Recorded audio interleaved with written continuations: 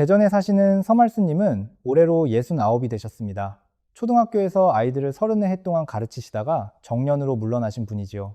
이분은 아침마다 정말이지 부지런하십니다. 해가 뜨기도 전에 일어나셔서 바나나 하나를 까드시고 갈색이 도는 통밀빵 한 조각에 우유 한 잔을 곁들이십니다. 텔레비전에서 몸에 좋다고 하는 건 웬만하면 다 챙겨 드시는 분이에요. 그런데 이분이 얼마 전에 이런 이야기를 조용히 털어놓으셨습니다. 남들보다 잘 챙겨 먹는다고 자부하는데 왜 이렇게 아침부터 기운이 없느냐는 거였습니다. 오후만 되면 눈꺼풀이 천근만근 내려앉고 예전 같으면 거뜬하던 텃밭일이 이제는 30분만 해도 허리가 끊어질 것 같다고 하셨어요. 여러분, 혹시 서말수님 이야기가 남일 같지 않으신가요? 분명히 몸에 좋다는 건 다 챙겨 먹는데 이상하게 우리 몸이 예전 같지 않은 그 느낌 말입니다. 오늘 제가 여러분과 나누려는 이야기는 바로 그 지점에서 시작합니다. 우리 나이쯤 되면 기운 없는 게 당연하다고 여기는 분들이 참 많으신데요. 하지만 정확히 말씀드리면 그게 전부는 아닙니다. 우리 몸을 조금만 더 들여다보면 사뭇 다른 이야기가 보입니다.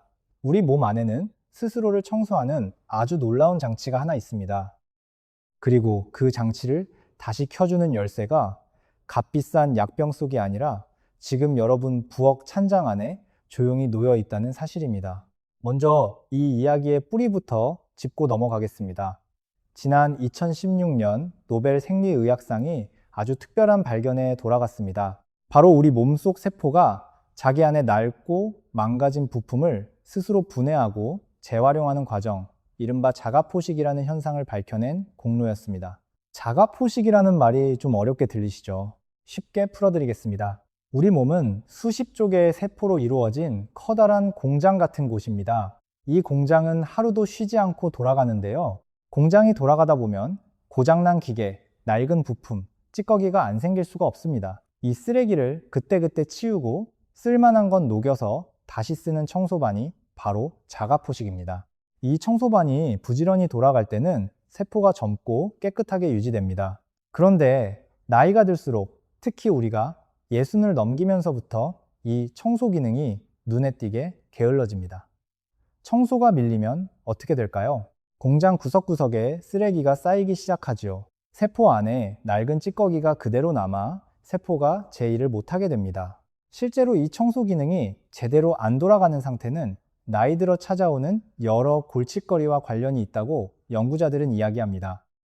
기운이 떨어지고 몸에 여기저기가 삐걱대는 그 느낌의 밑바닥에 이 문제가 깔려 있을 수 있다는 뜻입니다. 그렇다면 이 게을러진 청소반을 어떻게 다시 일하게 만들 수 있을까요? 바로 여기서 오늘의 주인공이 등장합니다. 오스트리아의 한 대학 연구진이 10년이 넘도록 매달린 질문이 있었습니다. 살아있는 몸 안에서 이 자가포식을 실제로 켜주는 것이 무엇이냐는 물음이었지요. 그리고 이들이 거듭 찾아낸 가장 일관된 답 가운데 하나가 자연에 원래 존재하는 어떤 물질이었습니다. 이름이 좀 낯섭니다. 스페르미딘이라고 부릅니다. 이름만 들으면 무슨 실험실에서 만든 약 같지요? 전혀 그렇지 않습니다. 이건 사람이 합성한 물질도 아니고 아주 특별한 수입식품에만 든 것도 아닙니다. 콩류, 오래 숙성한 발효식품, 버섯, 통곡물 속에 우리 인류가 밥을 지어 먹기 시작한 이래로 줄곧 들어있던 물질입니다. 다시 말해 우리 할머니, 할아버지가 드시던 밥상 위에 이미 답이 놓여 있었던 셈입니다. 이건 정말 곱씹어 볼 만한 이야기입니다. 장수의 열쇠를 찾겠다고 비싼 약을 뒤질 게 아니라 우리가 매일 지나치던 그 반찬을 다시 보자는 거니까요. 자, 그러면 오늘 제가 여러분께 어떤 이야기를 풀어드릴지 미리 알려드리겠습니다.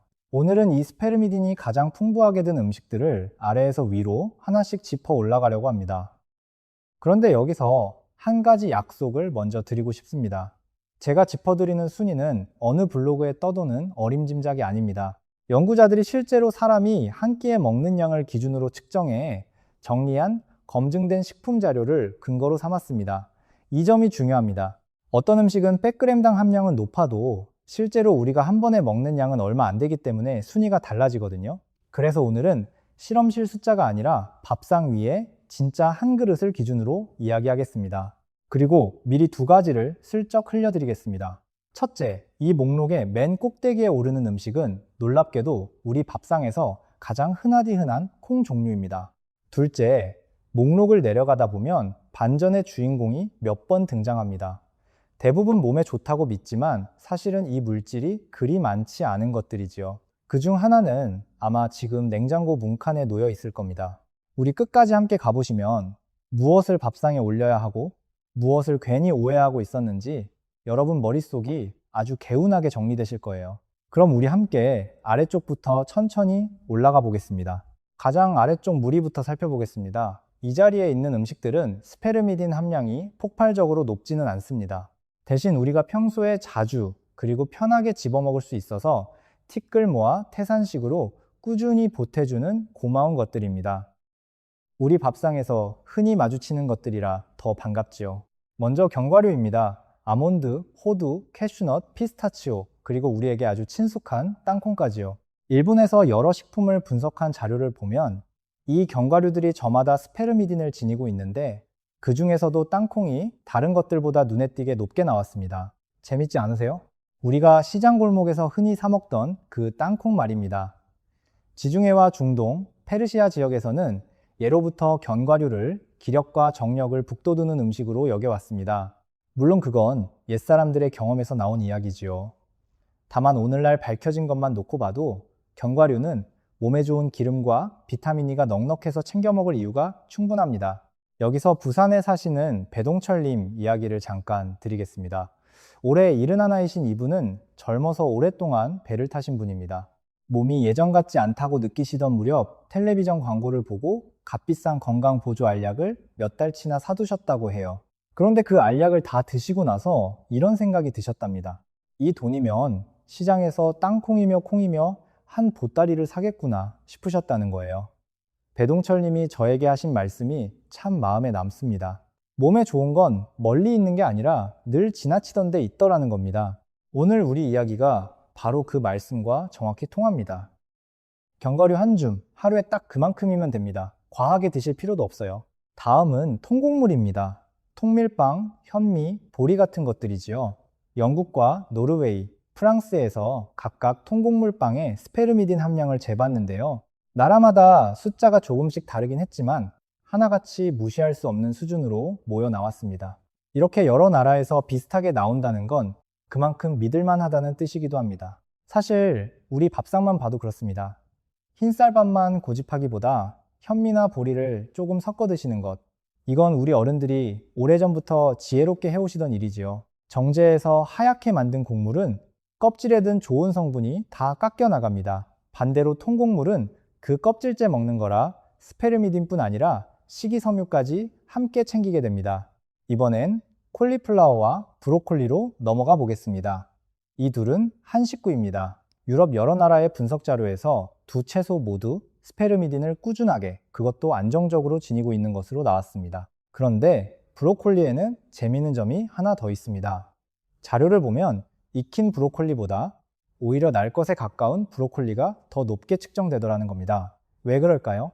아마도 오래 삶는 과정에서 좋은 성분 일부가 물로 빠져나가기 때문일 겁니다. 그러니 브로콜리는 푹 삶기보다 살짝만 데치거나 샐러드처럼 곁들여 드시는 편이 더 알뜰하게 챙기는 방법입니다. 집에 있는 걸로 조금만 신경 쓰면 되는 일이지요. 자, 여기서 첫 번째 반전을 하나 짚고 넘어가야겠습니다. 이건 정말 많은 분들이 오해하시는 대목이라 꼭 바로잡아 드리고 싶습니다. 혹시 지금 냉장고 문칸에 오렌지나 귤이 놓여 있지 않으신가요? 스페르미딘 이야기가 나오면 감귤류가 단골로 끼어듭니다. 몸에 좋은 과일이니 당연히 이것도 많겠거니 하시는 거지요. 그런데요, 여러 나라의 실제 분석 자료를 하나하나 뜯어보면 오렌지에 든 스페르미딘은 사실 아주 소박한 수준입니다. 콩이나 렌틸, 완두콩 근처에는 얼씬도 못합니다. 그러면 감귤류가 풍부한 건 대체 뭐냐? 바로 푸트레신이라는 다른 물질입니다. 이름이 비슷해서 헷갈리기 딱 좋은데요. 스페르미딘과 같은 집안에 속하는 친척벌 물질이긴 하지만 똑같은 것은 아닙니다. 그리고 오늘 우리가 이야기하는 그 자가포식 연구의 주인공도 아니에요. 물론 오렌지가 나쁜 과일이라는 말은 절대 아닙니다. 비타민C가 풍부하고 나름의 좋은 성분도 있으니 얼마든지 드셔도 됩니다. 다만 스페르미딘을 챙기겠다고 오렌지만 열심히 드시는 건 번지수를 잘못 찾은 셈이 됩니다. 이렇게 우리가 아는 것과 모르는 것의 차이가 은근히 큽니다. 오늘 이 반전 하나만 기억하셔도 여러분께서 남들 앞에서 아는 척 좀 하셔도 됩니다. 이제 우리 함께 목록의 가운데 자리로 올라가 보겠습니다. 여기서부터는 콩 종류가 본격적으로 등장합니다. 그럴 만한 이유가 있어요. 우리 밥상과 가장 가까운 무리이기도 하지요. 검증된 자료에서 스페르미딘 상위권은 사실상 콩 집안이 줄줄이 차지하고 있기 때문입니다. 먼저 강낭콩입니다. 특히 붉은 강낭콩이지요. 영국의 식품 분석 자료를 보면 강낭콩은 스페르미딘을 뚜렷하고 넉넉하게 지니고 있습니다. 게다가 붉은 껍질 속에는 별도로 연구되고 있는 좋은 색소 성분까지 들어있어요. 콩은 원래 중남미와 지중해, 남아시아 사람들을 수천 년 동안 먹여 살린 곡식입니다. 우리에게도 밥에 콩 한 줌 넣어 짓는 콩밥이 있지 않습니까? 강낭콩을 삶아 밥에 섞거나 졸여서 반찬으로 두고 드시면 됩니다. 특별한 조리법이 필요한 것도 아니에요. 다음은 렌틸입니다. 우리에게는 조금 낯선 이름이지만 중동과 지중해 지역에서 가장 오래 길러온 콩 가운데 하나입니다. 형편이 넉넉지 않던 시절에도 든든하게 한 끼를 책임져 주던 참 고마운 곡식이지요. 이 렌틸로 끓인 수프의 스페르미딘 함량을 재봤더니 오늘 이 목록에서 윗자리에 당당히 오르더군요. 여기에 식이섬유와 엽산까지 함께 있어서 뱃속 환경을 건강하게 다스리는 데도 보탬이 됩니다. 요즘은 우리 마트에서도 쉽게 구할 수 있으니 국이나 죽에 한 줌 넣어 드셔보시길 권합니다. 그리고 완두콩입니다. 이 완두콩은 순위가 상당히 높습니다. 검증된 자료에서 스페르미딘 비중이 가장 높은 축에 드는 식품인데요. 맨 꼭대기에 있는 대두, 그러니까 메주콩 바로 뒤를 바짝 쫓고 있을 정도입니다. 완두콩은 유럽과 근동 사람들이 수천 년 전부터 길러 먹은 농사의 역사 그 자체 같은 곡식입니다. 무엇보다 반가운 건 우리 대부분이 냉동실에 이미 한 봉지쯤 넣어두고 있다는 점이에요. 볶음밥에 넣어도 좋고 살짝 데쳐 반찬으로 두어도 좋습니다. 값싸고 손쉽고 게다가 순위까지 높으니 이만한 게 없습니다. 이번엔 조금 특별한 이야기를 준비했습니다. 바로 버섯입니다. 버섯은 예로부터 동아시아에서 약처럼 귀하게 대접받아온 식재료입니다. 특히 표고버섯은 오래전부터 몸이 노곤하고 기력이 달리는 것을 다스리고 심장과 폐를 돕는 음식으로 여겨져 왔습니다. 지구 반대편도 아닌 바로 우리 이웃한 문화권에서 나이 들며 찾아오는 쇠약함을 버티게 해주는 음식으로 버섯을 콕 집어 왔던 겁니다. 자가포식이라는 말이 세상에 나오기 수백 년 전 이야기입니다. 그리고 오늘날 성분을 재보니 이 오래된 지혜에 근거가 있었습니다. 일본의 분석 자료를 보면 버섯은 100g당 스페르미딘 함량이 어느 식품 무리보다 높은 축에 듭니다. 다만 여기서 정직하게 한 가지 덧붙여야겠습니다. 버섯은 한 끼에 먹는 양 자체가 그리 많지 않다 보니 실제 한 그릇 기준으로 순위를 매기면 조금 아래로 내려옵니다. 그래도 버섯을 챙겨 드실 이유는 넉넉합니다. 면역을 돕는 성분과 요즘 노화 연구에서 주목받는 항산화 성분까지 함께 지니고 있으니까요. 국을 끓일 때 넣으셔도 좋고 살짝 볶아 반찬으로 드셔도 좋습니다. 여기서 충북 제천에 사시는 강복동님 이야기를 잠깐 드리겠습니다. 올해 76이신 이분은 평생 목수로 일하신 분입니다. 요즘 들어 사람 이름이 얼른 떠오르지 않고 방금 하려던 말을 자꾸 놓친다며 걱정을 많이 하셨어요. 이건 참 우리 주변에서 흔히 보는 안타까운 일이지요. 물론 버섯 한 접시가 기억을 되돌려주는 마법은 아닙니다. 그건 분명히 말씀드립니다. 다만 강복동님은 그 걱정을 계기로 인스턴트로 대충 때우던 저녁상을 바꾸기 시작하셨습니다. 버섯과 콩, 나물을 곁들인 소박한 밥상으로요. 몇 달 뒤에 이분이 하신 말씀은 극적인 변화라기보다 이런 거였습니다. 밥상을 바꾸고 나니 하루가 덜 무겁게 느껴진다는 거였어요. 저는 그 담담한 소감이 오히려 더 믿음직스럽더군요. 자, 이쯤에서 두 번째 반전을 짚어야겠습니다. 이건 인터넷 건강정보에서 정말 자주 헷갈리는 대목입니다. 혹시 간이 폴리아민 덩어리다. 그러니 스페르미딘도 최고로 많을 거다. 이런 말 들어보셨나요?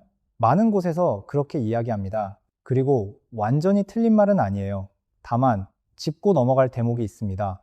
연구자들이 간을 재봤더니 간에서 가장 높게 나온 건 스페르민이라는 물질이었습니다. 스페르미딘과 이름도 비슷하고 집안도 같은 친척인데요. 정작 오늘 우리가 이야기하는 그 노벨상 자가포식 연구의 주인공 스페르미딘은 간에는 생각보다 많지 않았습니다. 무슨 뜻이냐 하면요. 간은 철분이며 비타민 A, 비타민 B12 같은 걸 챙기기에는 아주 훌륭한 음식이 맞습니다. 그건 그것대로 인정해야지요. 하지만 오늘의 주인공인 스페르미딘을 노리고 굳이 간을 찾아 드실 필요는 없다는 겁니다. 이렇게 이름 하나 차이로 번지수가 갈립니다. 아는 것과 대충 아는 것의 차이가 여기서도 드러나지요. 내친 김에 하나 더 솔직하게 말씀드리겠습니다.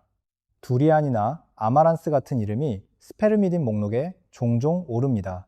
둘 다 그 나름대로 훌륭한 음식인 건 분명합니다. 다만 제가 오늘 근거로 삼은 검증된 자료에서는 이 둘의 정확한 스페르미딘 수치를 자신 있게 짚어낼 수가 없었습니다.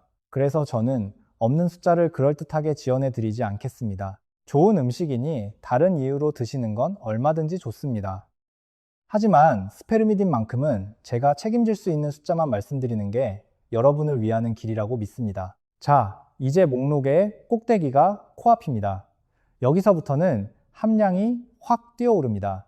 그 비결은 대부분 한 단어로 요약됩니다. 바로 발효입니다. 먼저 오래 숙성한 치즈 이야기를 하겠습니다. 우리 밥상과는 조금 거리가 있는 음식이지요. 그래도 정직하게 짚고 넘어가겠습니다. 딱딱하게 오래 숙성시킨 치즈는 갓 만든 신선한 치즈와는 비교가 안 될 만큼 스페르미딘이 높게 나옵니다. 왜 그럴까요? 치즈가 익어가는 동안 미생물이 단백질을 잘게 분해하면서 그 부산물로 폴리아민이 생겨나기 때문입니다. 그래서 오래 묵힐수록 이 성분이 쌓이는 거예요. 다만 여기엔 솔직한 대목이 하나 있습니다. 치즈 종류와 숙성 기간에 따라 숫자가 워낙 들쭉날쭉해서 연구마다 결과가 크게 갈립니다. 그럼에도 연구자들이 식품을 무리지어 비교했을 때 숙성 치즈라는 무리 전체가 가장 높은 축이라는 결론에는 대체로 뜻이 모였습니다. 여기서 아주 인상적인 연구 하나를 소개하겠습니다. 미국에서 성인 2만 4천 명가량을 오랫동안 추적한 큰 조사가 있었습니다. 그 결과 치즈와 채소, 콩류, 견과류에서 스페르미딘을 많이 드신 분들을 살폈습니다. 이분들은 심혈관 질환 사망과 전체 사망 위험이 더 낮았다고 합니다. 2만 4천 명이면 결코 적은 숫자가 아니지요. 그러니 오래 숙성한 단단한 치즈를 아주 조금 채소나 콩 위에 갈아 올려 보세요. 단지 맛을 더하는 게 아니라 나름의 몫을 하는 셈입니다. 물론 짠 음식이니 양은 소박하게 드시는 게 좋습니다. 그런데 여러분, 발효 이야기가 나왔으니 우리 이야기를 안 할 수가 없습니다. 서양에 숙성 치즈가 있다면 우리에게는 무엇이 있습니까? 바로 발효한 콩입니다. 이웃 나라에는 나토가 있고 우리에게는 청국장이 있지요. 둘 다 콩을 발효시킨 음식이고 바로 그 발효 과정에서 폴리아민, 그러니까 스페르미딘 계열 성분이 풍부하게 만들어집니다. 생각해보면 참 놀랍지 않습니까? 장수의 열쇠라고 온 세계 연구진이 매달리는 그 물질이 우리 어머니가 아랫목에 이불 덮어 띄우시던 그 청국장 안에 이미 그득했던 겁니다. 냄새가 좀 구수하다 못해 고약하다고 멀리 하셨다면 오늘부터는 다시 보셔야 할지도 모르겠습니다. 전남 순천에 사시는 오금예님은 올해 72이신데요. 40년 넘게 손수 청국장을 띄워오신 분입니다. 젊은 자식들은 냄새 난다고 손사래를 치는데 이분은 한결같이 그 청국장을 밥상에 올리셨어요. 이분이 웃으며 하신 말씀이 오래 기억에 남습니다. 비싼 약 사 먹을 형편은 아니었어도 이 청국장 하나로 여태 큰 병치레 없이 살았다는 겁니다. 물론 청국장 하나가 모든 걸 지켜줬다고 단정할 수는 없습니다. 하지만 발효한 콩이 지닌 힘을 생각하면 그 오랜 습관이 결코 헛되지 않았음을 우리는 이제 압니다. 청국장에는 스페르미딘만 있는 게 아니라 뼈와 혈관에 이롭다고 따로 연구되는 성분들도 함께 들어 있습니다. 발효한 콩 한 그릇이 여러 가지 일을 동시에 해주는 셈이지요. 자, 드디어 맨 꼭대기입니다. 오늘 이 목록의 1등이 무엇일지 아마 앞에서 짐작하셨을 겁니다. 바로 콩입니다. 정확히는 삶은 대두, 우리가 메주콩이라 부르는 그 콩이지요. 연구자들은 사람이 한 끼에 실제로 먹는 양을 기준으로 삼았습니다. 그렇게 여러 식품의 스페르미딘을 하나하나 재서 정리했지요. 그 검증된 자료에서 삶은 콩이 모든 식품을 제치고 맨 위에 올랐습니다. 조금 전에 말씀드린 미국의 대규모 조사에서도 콩을 포함한 콩류의 스페르미딘 섭취가 낮은 사망 위험과 이어졌다고 하니 앞뒤가 딱 들어맞지요. 여기서 전북 김제에서 40년째 콩농사를 지어오신 문제구님 이야기를 안 할 수가 없습니다. 올해 74시신 이분은 손수 평생 땀 흘려 기른 그 콩이 장수 연구의 1등이라는 이야기를 듣고 껄껄 웃으셨다고 합니다. 우리가 늘 밥에 넣어 먹고 두부로 부쳐 먹고 된장으로 끓여 먹던 그 흔한 콩말입니다. 이 많은 음식을 다 짚어오고 나서 결국 가장 꼭대기에 오른 것이 우리 땅에서 가장 익숙한 콩이라는 사실. 저는 이 대목이 오늘 이야기에서 가장 마음에 듭니다. 풋콩을 삶아 간식으로 드셔도 좋고, 두부를 한 모 더 올리셔도 좋고, 된장찌개를 한 번 더 끓이셔도 좋습니다. 장수의 1등, 공신이 이렇게 소박할 줄 누가 알았겠습니까? 그런데 여기서 제가 꼭 정직하게 털어놓아야 할 이야기가 있습니다. 바로 이 대목이 오늘 영상을 그저 그런 약장수 이야기가 아니라 믿을 만한 이야기로 만들어준다고 저는 생각합니다. 노벨상에서 시작해 자가포식, 스페르미딘, 그리고 더 건강한 삶으로 이어지는 이 이야기의 줄기는 분명히 진짜입니다. 다만 그 줄기를 따라 올라갈수록 증거의 단단함은 조금씩 달라집니다. 이 점을 숨기면 그건 과학이 아니라 광고가 됩니다. 자가포식이라는 장치가 우리 몸에 있다는 것, 이건 노벨상이 인정한 확실한 사실입니다. 그리고 스페르미딘이 이 자가포식을 켜고 수명을 늘린다는 것도 효모와 초파리, 선충, 생쥐 실험에서 거듭 확인됐습니다. 연구자들이 자가포식 유전자를 일부러 없애봤더니 그 효과가 사라지더라는 것까지 밝혀냈으니 동물에서는 아주 탄탄한 증거지요. 사람에서는 어떨까요? 이탈리아 북부의 한 마을에서는 800명이 넘는 주민을 20년 넘게 지켜봤습니다. 앞서 말씀드린 미국의 2만 4천 명 조사도 있었지요. 이 두 큰 연구 모두에서 스페르미딘을 많이 드신 분들의 사망 위험이 더 낮았습니다. 이건 정말 반갑고 고무적인 결과입니다. 하지만 여기서 저는 한 가지를 더 말씀드려야 공정합니다. 독일의 한 대학병원 신경과에서 아주 엄밀한 임상시험을 진행했습니다.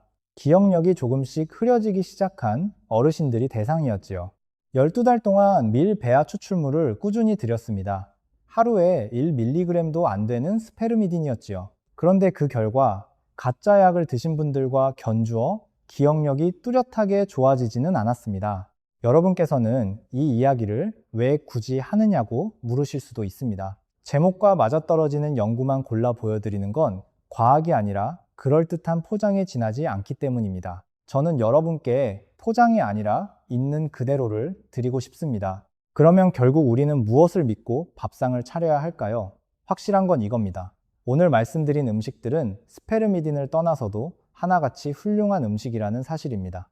식이섬유, 식물성 단백질, 좋은 색소 성분, 발효의 산물, 뼈와 혈관에 이로운 성분까지 이 모든 게 각각 따로 연구로 뒷받침되고 있습니다. 그러니 콩과 발효식품, 버섯과 통곡물을 더 자주 드시는 건 스페르미딘 이야기가 앞으로 어떻게 마무리되든 결코 손해볼 일이 아닙니다. 오히려 아주 현명한 선택이지요. 이제 여러분께 오늘 이야기를 실제 밥상으로 옮기는 아주 간단한 틀을 드리겠습니다. 복잡하게 생각하실 것 하나도 없습니다. 우리 딱 3가지만 기억하면 됩니다. 첫째, 밥상의 중심을 콩에 두세요. 메주콩과 완두콩, 렌틸, 그리고 통곡물을 기본으로 삼으시면 됩니다. 이것들이 실제 한 끼 기준으로 가장 높게 나온 음식들입니다. 둘째, 여기에 발효의 힘을 얹으세요. 청국장이나 된장을 꾸준히 드시고 오래 숙성한 단단한 치즈를 아주 조금 곁들이시면 됩니다. 셋째, 든든한 조연으로 버섯과 브로콜리, 강낭콩, 견과류를 곁에 두세요. 이 셋만 지켜도 충분합니다. 돈이 많이 드는 것도 아니고 대단한 도구가 필요한 것도 아닙니다. 오늘 저녁 우리 밥상부터 바로 시작하실 수 있어요. 그리고 아까 짚어드린 반전 2가지 꼭 기억해 주세요. 감귤류는 좋은 과일이지만 스페르미딘만큼은 소박한 편이고 그건 사실 푸트레신이라는 다른 물질이 풍부한 것이었습니다. 또 간에서 도드라지는 건 스페르미딘이 아니라 스페르민이라는 친척 물질이었지요. 이렇게 우리가 이름 하나 차이를 아느냐 모르느냐가 결국 우리 밥상을 어디로 이끌지를 가릅니다. 오늘 참 긴 이야기를 함께 해주셨습니다. 처음에 만난 서말수님, 아침마다 부지런히 챙겨 드시는데도 기운이 없다던 그분을 기억하시나요? 이제 우리는 답을 압니다.